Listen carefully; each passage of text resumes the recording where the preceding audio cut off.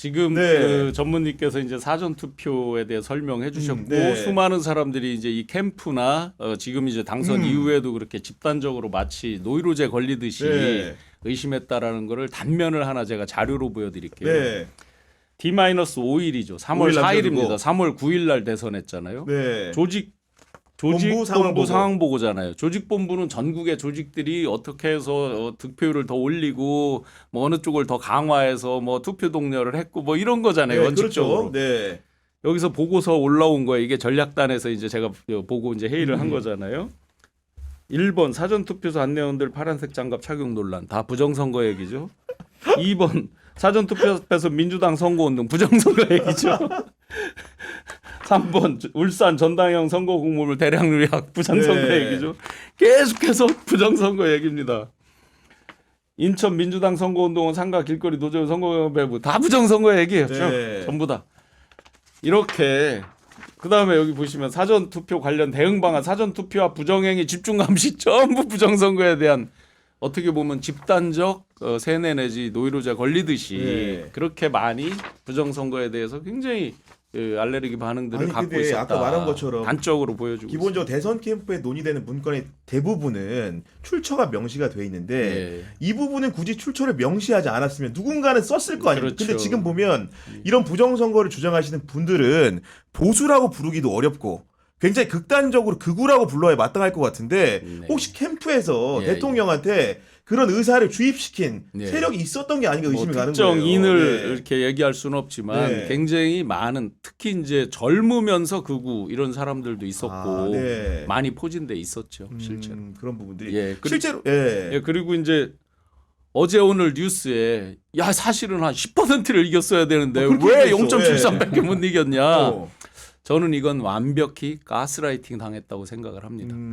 실제로 이제 그 계속해서 캠프에 올라오는 그 전략 상황 보고에서 여론조사 각종 여론조사 출처가 있든 없든 네. 5에서 한 12%까지 쭉 이렇게 올라오는데 제가 공개했던 명태균 씨 이거 마지막 보고서죠. 그러니까 그쵸? 선거 비공개 당일 보고서예요. 직전에 예. 이제 지금 명태균 씨 소위 황금폰을 찾았다 그러니까 이들은 지금까지 이때는 명태균 씨랑 교류 안 했다고 뻥치다가 5월 9일 날 내가 김영선이 주라 했는데 네. 뭐 당이 말이 많네 이제 다 들킨 거예요. 그래도 아직까지 인정 안 했죠. 네. 한번 보세요. 이거의 5쪽입니다. 5페이지. 네. 재미난 게 있어요. 자기만 본다 그랬죠 명태균 씨가. 어. 자기만 보는데 여기 봉황문의에 당선 확실이라고 왜 달아놓습니까? 자기가 보는데 이거 가스라이팅 한 거죠. 대통령이 확실하다. 확실하다. 네. 여기 보세요. 퍼센티지를 49.9대 예. 40.8 9.1% 오차범위 바뀌잖아요. 그러면 지금 대통령이 주장하는 퍼센트랑 굉장히 근소한 거의 예. 근접하죠. 당시에 네. 지금 윤석열 씨 말고도 그 당시에 그 당의 주요 인사들이 10% 차이로 이긴다고 얘기한 게 많이 있어요. 뉴스 찾아보시면. 당선 확실 봉황문의. 저는 이거에 가스라이팅. 그러면 이것만 있느냐. 이게 9차잖아요. 2월 28일부터 매일 조사를 했어요. 네. 비슷합니다. 야, 지금 대선 결과에 대해서도 이기고도 승복이 안 되는 상황이고 그럼 결국은 지난번 총선 때 야당이 압승을 했는데 예. 그것 역시도 지금 부정선거를 주장하는 사람 입장에서는 예. 같은 연장선에 있다고 생각하는 거죠, 지금. 계속 그까지도 똑같은 주장을 합니까, 예, 지금? 예, 예. 어떻게 하고 있는 겁니까, 지금? 어떤 사람들이? 지금 이 주장을 가장 심하게 하는 게 아이러니컬하게도 한교안 씨하고 공병호 씨입니다. 네. 이분들이 어떤 분이냐면 2020년 총선 때 미통당 대표였고요. 대표하셨죠. 네. 공병호 씨는 비례후보 공천위원장이 있지 않습니까? 가장 책임을 많이 져야 될 사람입니다. 그 참패에 대해서. 근데 이분들이 참패를 끝나자 뭐라고 하냐면 부정선거를 들고 나오는 거예요. 아하, 부정선거 때문에 진 거니까 자기 책임 없지 않습니까? 거기다가 그때 떨어진 의원 중에 민경욱 씨 있죠. 네. 민경욱 씨가 난리 친 거죠. 그분들이 지금까지 계속 그렇게 하고 근데 그거 유튜브들이 붙고 이게 돈이 되는 사업이거든요. 돈이 됩니까? 부정선거 콘텐츠라는 건 이 사람들한테는 돈줄이에요. 그러니까 이는 주장하시는 분들 중에서 그러니까 유튜버들 중에서 두 부류가 있는데 한 부류는 뭐냐면 부정선거 음모론을 믿는 사람이 있어요. 네, 믿고, 실제로 믿고. 두 번째 부류는 누구냐면 이건 아닌데 돈이 된다 생각하고 계속 이 콘텐츠를 만드는 사람들이죠. 그러니까 돈이 된다는 거는 말 그대로 그런 신도들을 이끌어가지고 유튜브 그럼요. 장사를 한다 이런 느낌인 그렇습니다. 거죠. 네. 지금 대부분은 이러면 조금 제가 좀 문제가 될지는 모르겠는데 제 개인적인 생각으로 네. 그런 목적이 상당히 강하고요. 뭐 들리는 소문에는 뭐 빌딩도 샀다는 이야기도 들리고 그런 경우도 있습니다. 뭐 특정인 인물을 제가 말씀을 이 자리는 드리지는 않겠는데 네. 대부분 그런 분들이에요. 지금 이제 이렇게 말씀 나오는 황교안 전 총리 심지어 탄핵 때 대통령 권한대행까지 했죠. 법무장관 하실 때 제가 청와대 대통령 지속 청년위원장 장관급 네, 할 그렇죠. 때 네. 같이 일을 했고 총리 되시고도 굉장히 이뻐라 해주셨어요. 그리고 실제 대통령 후보가 되기 위해서 서초동에 교대 앞에 사무실이 있을 때 미팅도 많이 하고 네. 제가 심지어 여론조사 전문가들도 소개도 해드리고 했어요. 민경욱 전 의원은 당시에 제가 위원장 할 때 대변인 하고 했어요. 네네. 어쩌다 이분들이 정말 이런 음모론의 맹신자처럼 이렇게 됐을까? 또 그 연속선상에서 지금 윤석열이라는 사람이 이렇게까지 됐을까? 정말 많이 참담하고 제가 누가 말하듯이 부역했다 그러면 그거에 대해서 제가 뭐 딸리 반박하지 않겠습니다. 정말 참담한 마음으로 결자해지의 마음으로 제가 자료 하나하나를 찾아볼 때마다 정말 피눈물이 나는 심정이에요. 그럴 이유가 없었을 텐데 그러니까요. 왜 이렇게까지 정말 괴물화 돼가고 있는 거잖아요. 맞습니다. 다들 네. 집단적 괴물화 되고 있는 거잖아요. 아마 윤 대통령이 원래 성정에서 있었던 거에서 그런 것까지 외부적인 것까지 확대돼서 갔겠구나. 특히 이제 이번 중앙선관위 난입이 저는 수단이라고 봅니다. 굉장히 끔찍한 일이 있을 뻔했다. 만약에 성공했다면 지금 이제 실패하니까 이들이 그렇죠. 뭐 겁주려고 네. 했다 뭐 헛소리들 하고 있는데 만약에 성공을 했다 그러면 뭐겠습니까? 저는 그 서버단을 해킹해서 뭐 조작하는 건 조작을 찾아내는 건 둘째 문제고요. 네. 예를 들어서 굳이 하자고 그랬으면 만약에 나쁜 걸 바이러스 숙주를 집어 넣었으면 어떻게 되는 거예요? 그렇죠. 예를 들어 본인들이 조작을 하면 어떻게 되는 거냐고. 맞습니다. 더 저희가 끔찍하죠. 그럼 만약에 성공을 했으면 군정처럼 가는데 예. 저희가 그거를 밝히자고 주장이나 할 수가 있겠어요. 이미 다 붙잡혀가고 뭐 말도 못하고 있는 상황 수방사 지하 벙커에 막 가 있고 그럴 텐데 그걸 수단으로 2020년 4.15 이것도 부정선거였다. 이번 선거도 그 연속선상에 있다. 국회 해산. 네, 재선거 뭐 뻔한 스토리 아닙니까 이게. 그래서 저는 중앙선관위 이거는 수단이었다고 생각하고요. 네. 마지막 화제 이야기 나누도록 하겠습니다. 명태균 게이트 이제 판도라의 상자가 열렸다는 평가를 받는데 이유는 명태균 씨의 측근이 윤석열 대통령 부부와 명태균 씨가 대화를 나눈 녹취가 있는 것으로 보이는 황금폰을 제출했다고 합니다 검찰에. 이제 죽었다. 그 저거 까지면 어떡하려나. 네. 이제 온갖 우리가 한 번도 못 겪어보고 못 본 거 지금 다 나오게 생겼어요. 제가 볼 때는 황금폰 거기에 윤 대통령하고 김건희 여사 목소리가 있겠죠. 그걸 주장에 따르면 명태균이 그동안에 그렇게 주장을 했으니까. 그리고 그것 말고도 제가 볼 땐 더 많은 목소리가 있을 가능성이 높아요. 지금 국민의힘 관련자들이 얼마나 많습니까? 도지사급들도 지금 이름만 나온 사람 3명 아니에요? 박한수, 오세훈, 그다음에 김진태. 그 사람들하고 통화한 것도 있을 가능성이 있거든요. 그거 까지기 시작하면 제가 볼 때는 국민의힘 거의 폭탄 맞은 게 될 가능성이 진짜 높아요. 그럼 명태균 씨는 윤석열이 같다고 생각하기 때문에 자기의 어떤 검찰과의 거래를 위해서 낸 거예요? 지금 측근이 냈다고 한 거면? 그러니까 지금 끈 떨어졌잖아요. 그래서 이제 나 좀 네. 봐달라. 내가 그러니까 다 처남이 줄게. 갖고 있었던 거더라고 보니까 처남이 그 다 없애버렸어요. 이렇게 얘기했는데 알고 네. 봤더니 처남이 휴대폰 세대하고 그 USB까지 다 한 들고 개까지. 있었더라고. 네. 거기 안에 우리가 황금폰이라고 얘기하는 게 대성기관 그 앞뒤로 있었던 그 네. 휴대전화거든요. 네. 그러니까 거기에 윤 대통령 목소리가 들어가 있다고 얘기를 하는 거거든요. 세상에. 그러니까 그거 다 들고 만약에 폐기하지 않고 있었다고 하면은 거기에 있는 뭐 목소리 파일이나 이런 것들을 다 복원할 가능성이 높다. 그러니까 그게 검찰이 과연 깔 수 있겠는가? 이게 문제가 되거든요. 그쵸. 그러니까 창원지검이 어떻게 수사할지는 모르겠지만 그것도 그냥 특검이 갖고 와야 되는 거 아닌가 싶어 나는. 아까 그대로 이제 두면 뭐 안 될 것 조사받았던 같아. 분들에 따르면은 여하간 그 일선의 수사팀의 의지는 굉장히 확고한 것으로 보인다고 전해주시긴 하던데 여하간 이게 사실은 중앙에서 시끄러울 때 지방에서 이런 수사가 진도를 많이 나가는 경우들 꽤 있잖아요. 뭐 네. 그렇긴 하죠.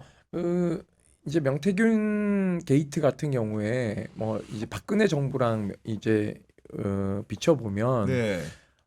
윤석열 정부도 비슷한 직무들이 있지 않습니까? 예를 들면 세월호 참사가 있은 다음에 이 박근혜 대통령에 대한 국정 운영 능력이나 이런 것들이 국민들이 의심하기 시작하지 않습니까? 네. 사실은 정권 초기에 이태원 참사가 났고 송 참사가 났고 무엇보다도 최상병 사망 사건에 저는 국민들 특히 보수들이 많이 등을 돌렸다고 생각하고 있습니다. 왜냐하면 참된 군인인 박정훈 맞아요. 대령을 네. 그 내란 수계가 박정훈 대령을 집단혁명 수계라고 네. 했잖아요. 네. 그러니까 이게 사실은 기가 막힐 노릇인 거죠. 그러니까는 지금 군인들과는 대비된 모습이고 저는 그 김건희 씨가 무속을 되게 맹신하는데 샤머니즘은 인간의 민중의 삶과 고통 그리고 그런 힘듦을 어루만지는 종교입니다. 원래는, 네. 원칙적으로는요.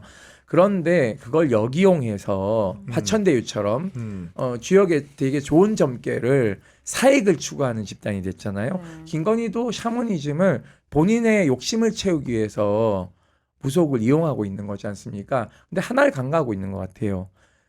그 많은 원혼들의 죽음에 대해서 그리고 그 죽음을 슬퍼하는 유가족들에 대해서 저는 모른다고 생각하는 거예요. 그리고 자문해주는 무당들도 참 나쁜 무당들이다.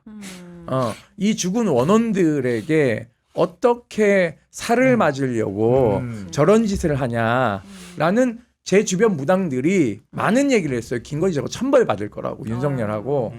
그렇기 때문에 저는 이런 징조들이 지금 박근혜 정부 때하고 똑같이 진행되고 흐름이, 있지 않습니까? 네. 흐름이. 그런데 하나 더 나간 게 군대를 동원해서 국회의원들을 네. 체포하려고 했고 언론인들도 체포하려고 했으니까 이 도를 넘은 것에 대한 분노는 박근혜 때 촛불 들고 나온 거하고 저는 비교하면 안 된다.